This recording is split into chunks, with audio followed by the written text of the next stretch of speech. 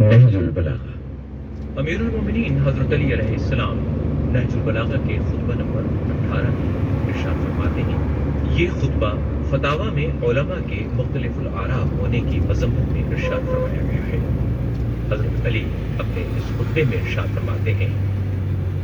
جب ان میں سے کسی ایک کے سامنے کوئی معاملہ فیصلے کے لیے پیش ہوتا ہے تو وہ اپنی رائے سے اس کا حکم لگا دیتا ہے، پھر وہی مسئلہ بالکل اسی طرح جب دوسرے کے سامنے پیش ہوتا ہے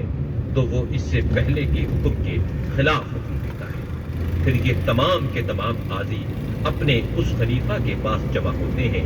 جس نے انہیں قاضی بنا رکھا ہے،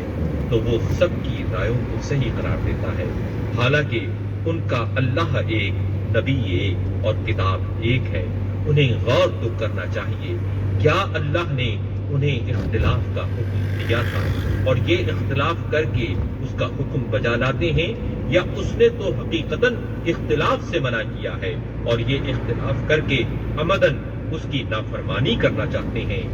یا یہ کہ اللہ نے دین کو ادھورا چھوڑ دیا تھا اور ان سے تکمیل کے لیے ہاتھ بٹانے کا خواہش مند ہوا تھا، یا یہ کہ اللہ کے شریک تھے کہ انہیں اس کے احکام میں دخل دینے کا حق ہو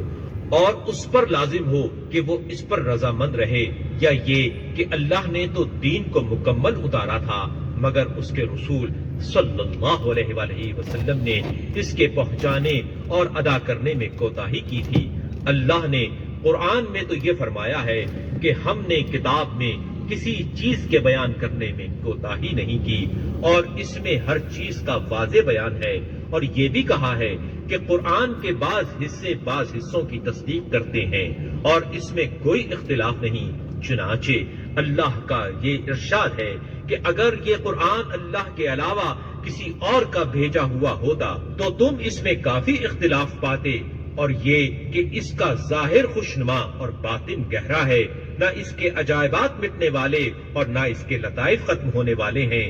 ظلمت، جہالت کا پردہ اسی سے چاک کیا جاتا۔